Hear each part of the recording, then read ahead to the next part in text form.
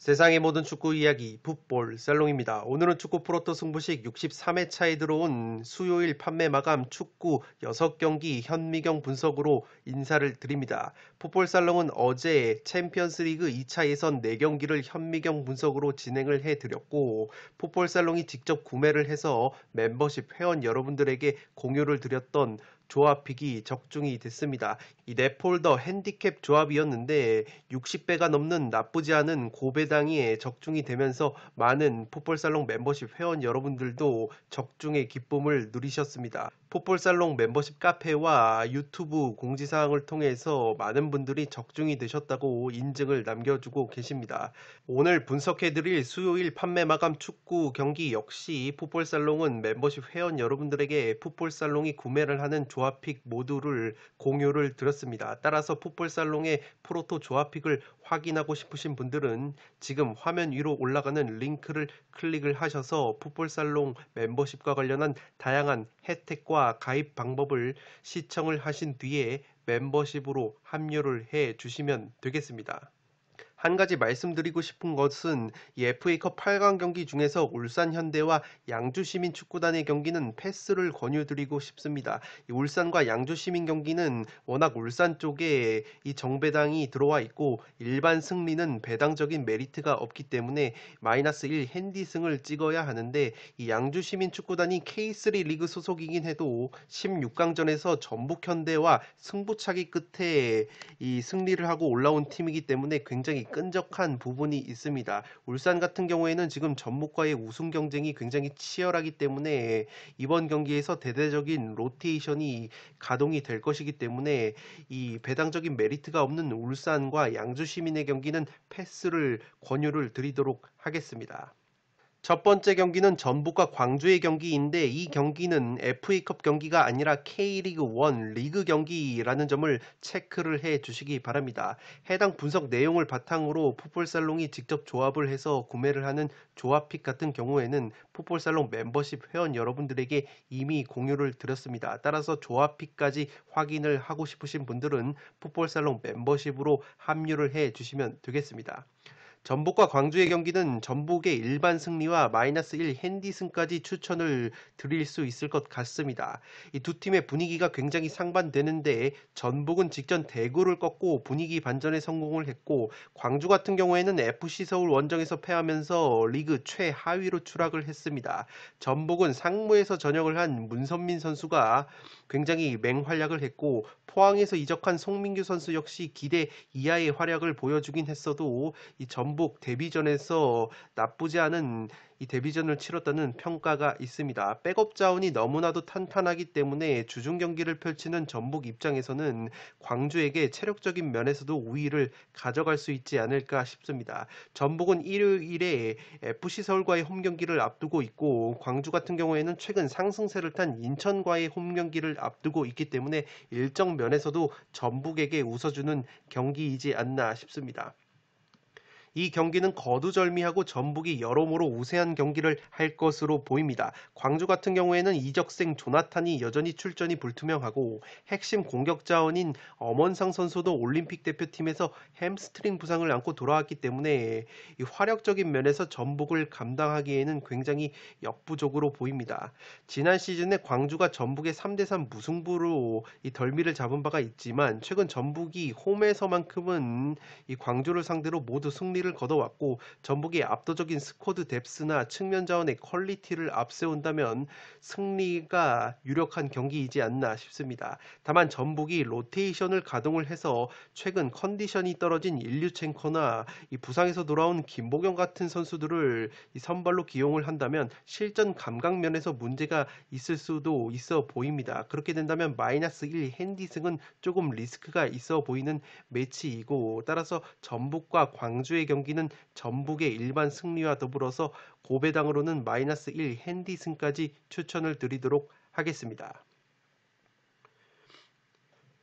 두 번째 경기는 강원과 수원 삼성의 FA컵 8강 경기인데 강원의 일반 승과 더불어서 일반 무승부까지 추천을 드리도록 하겠습니다. 이 경기는 굉장히 5대5 매치로 보여지는데 최근 분위기나 맞대결 흐름상으로는 강원의 근소한 우세가 점쳐지는 매치입니다.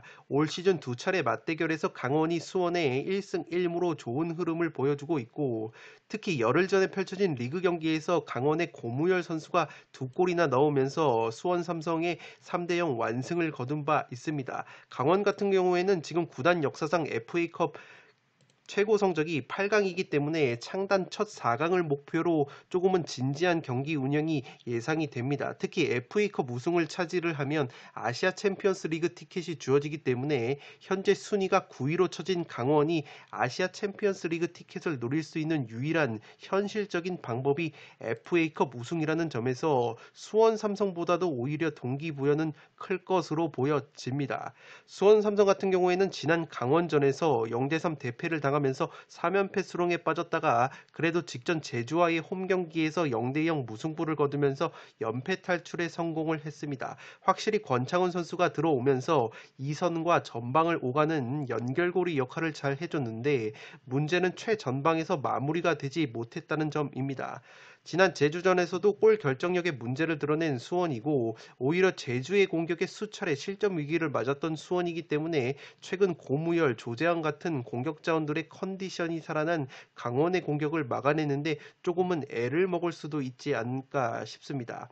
수원 같은 경우에는 주말에 FA컵 경기를 치르지 않은 성남을 상대하게 되고 강원 같은 경우에는 마찬가지로 FA컵 8강 경기를 치르는 대구를 만나는 일정입니다. 이 경기는 만약 두 팀이 FA컵보다는 주말에 펼쳐지는 K리그 리그 경기에 집중을 해서 백업 자원들을 서로 투입을 한다면 굉장히 팽팽한 5대5 무승부가 그려지는 경기입니다. 반대로 주전급 선수들을 대거 투입을 한다면 고무열, 조재환, 김대원 같은 공격진들의 컨디션이 살아난 강원이 공격적으로는 좀 더 날카로운 면이 있을 것으로 보입니다. 따라서 이 경기는 무승부를 베이스로 강원의 일반승까지 노려볼 수 있는 경기로 생각이 됩니다.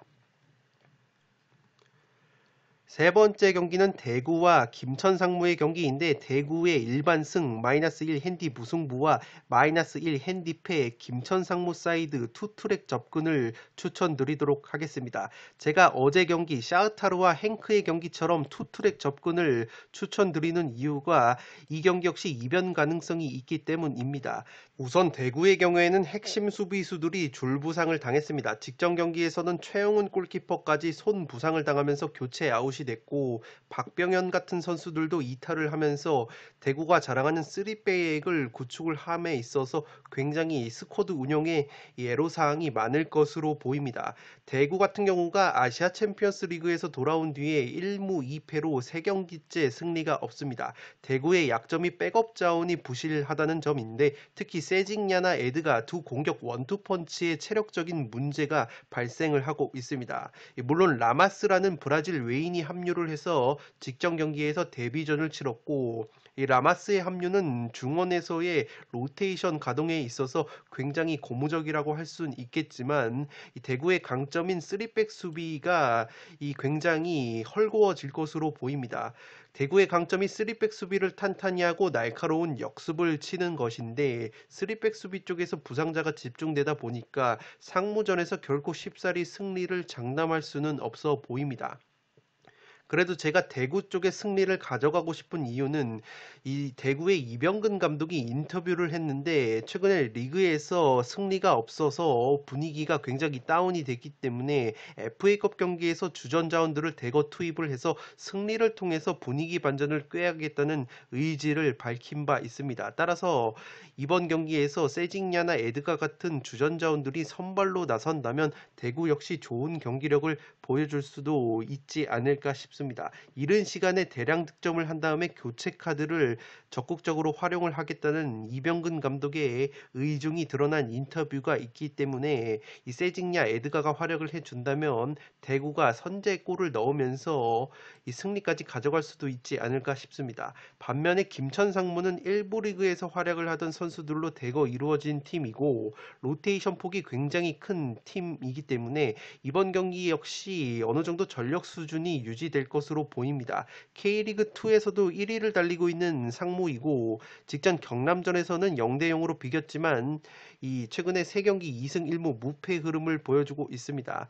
이 김천 상무가 과거 상주 상무 시절로 확대를 하면 이 대구만 만나면 최근 3승 2무로 유독 대구에 강했던 이 점이 있기 때문에 상무의 김태환 감독이 대구 공략법을 누구보다 잘 알고 있을 것으로 풀이가 됩니다. 이 또한 6월에 들어온 신병들의 퀄리티가 굉장히 좋은데 수원 삼성 출신 고승범, 인천 유나이티드 출신 문지양 같은 2등병, 쌩쌩한 2등병 신병들이 이 대기를 하고 있는데 김태환 감독이 이러한 신병들을 FA컵에서 기용을 하겠다는 의지를 내비친 바 있습니다. 따라서 이 신병들의 퀄리티를 앞세운 김천 상무가 굉장히 패기 있는 경기를 할 것으로 보이고 그렇게 된다면 체력적인 문제가 있는 대구가 굉장히 어려운 경기를 할 수도 있지 않을까 싶습니다. 따라서 이 경기는 대구가 만약에 주전 자원들을 대거 선발로 기용을 해서 초반에 승부를 볼 수 있다면 대구의 승리와 더불어서 고배당으로 -1 핸디 무승부와 대구가 초반에 승부를 보지 못한다면 상대적으로 가용한 자원이 풍부한 상주의 이변을 노릴 수 있는 -1 핸디패 투트랙 접근이 유효해 보입니다. 다음 경기는 전남과 포항의 FA컵 8강 경기인데 이 경기 역시 투트랙 접근이 굉장히 유효할 것으로 보입니다. 전남의 +1 핸디승과 더불어서 포항의 한 골차 신승, 전남의 +1 핸디 무승부와 2.5 언더 오버로는 2.5 언더가 유력하지 않나 싶습니다. 이 경기는 굉장히 5대5로 보여지는데 전남 같은 경우에는 K리그2에서 2위를 달리는 팀이고 실점이 17골로 최고 짠물 수비를 보여주는 팀입니다. 반면에 포항은 최근 송민규 선수가 이적을 하고 주축 공격 자원들, 특히 용병 자원들의 부상 및 컨디션 저하로 인해서 이 득점을 하는데 굉장히 애를 먹고 있습니다. 직전 성남과의 경기에서도 포항이 0대1로 패배를 당했는데 그 경기에서도 굉장히 골 결정력에 아쉬움을 드러내면서 패배를 당한 바 있습니다.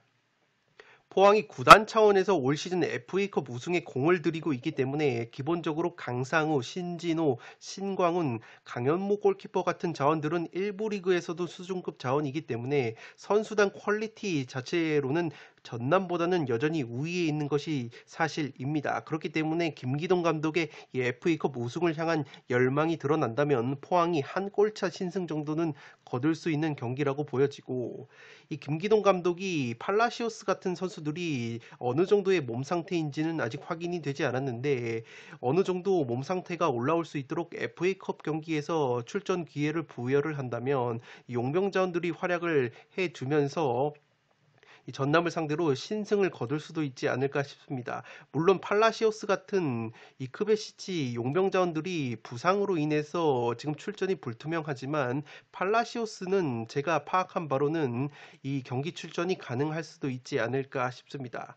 다만 이 경기 역시 이변 가능성이 다분해 보이는 것이 전남이 K리그2에서 최고 짠물 수비를 보여주는 팀이고 역습 상황에서 사무엘, 발로텔리, 이종호 같은 선수들을 앞세운 역습이 상당히 날카로운 편입니다. 전남이 이 자신들이 점유율을 가져갈 때보다 점유율을 내주고 선수비 후 역습을 치는 구도를 좋아하는 팀이기 때문에 포항을 상대로도 자신들이 원하는 선수비 후 역습 경기를 펼칠 가능성이 높아 보입니다. 현재 포항의 공격력으로는 결코 전남 수비를 쉽게 뚫지는 못할 것으로 보이고 따라서 이 경기는 전남의 승리와 무승부를 동시에 가져갈 수 있는 +1 핸디승도 투트랙으로 가져갈 만한 경기로 보여집니다.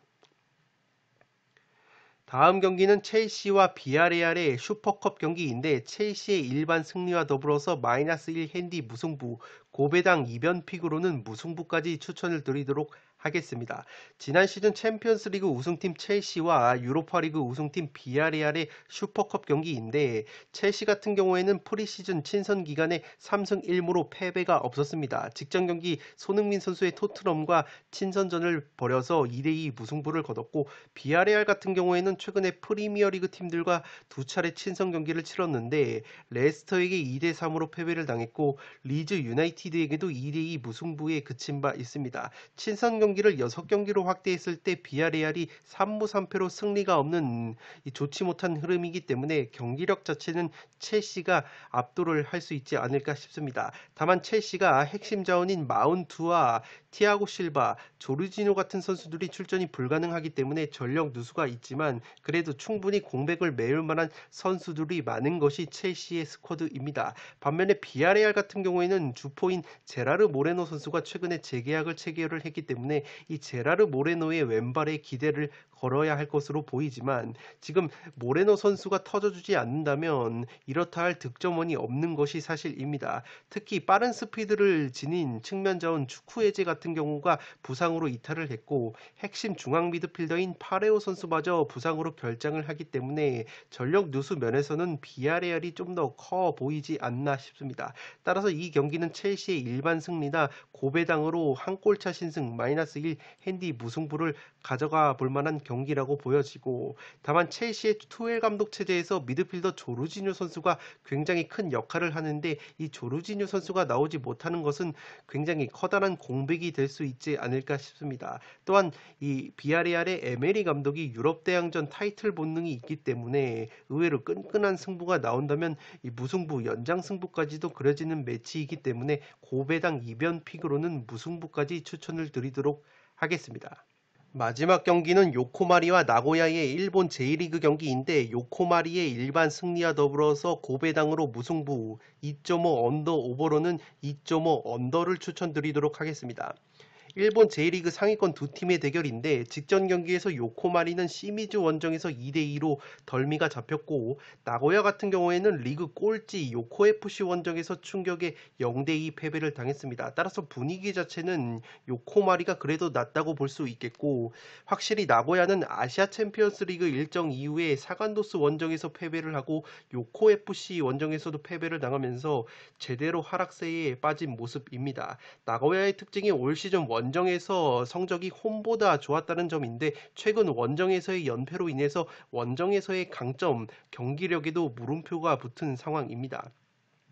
반대로 요코마리는 핵심 공격 자원인 오나이우 아도가 이적을 했음에도 불구하고 일정 수준의 경기력이 나오고 있습니다. 특히 올림픽 대표팀에서 돌아온 마에다 다이젠이 있기 때문에 공격에 활기를 불어넣을 것으로 보입니다.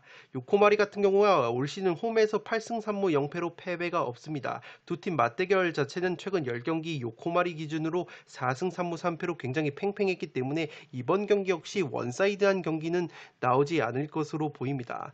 이 언더 오버를 결정을 함에 있어서 요코마리가 올 시즌 홈에서는 2.5 오버 경기 비율이 36%밖에 되지 않습니다. 원정에서는 요코마리가 64%나 2.5 오버 경기를 하고 있는데 홈에서는 수비력이 2배 이상 증가를 하기 때문에 이 자신들이 일방적으로 득점을 하는 경기가 많아서 2.5 오버 경기 비율이 홈에서는 36%밖에 되지 않는다는 점을 체크를 해 주시기 바랍니다. 나고야는 전형적인 2.5 언더 게임의 대가이기 때문에 평균 실점이 지금 원정에서 0.75골로 짠물 수비를 보여준다는 점에서 굉장히 이 경기는 언더가 유력하지 않을까 싶습니다. 다만 리스크가 있는 것은 최근 맞대결 흐름에서는 5경기 중에서 4경기가 2.5 오버가 나왔기 때문에 언더 오버 접근은 가장 후순위로 미룰 것을 추천드리도록 하겠습니다.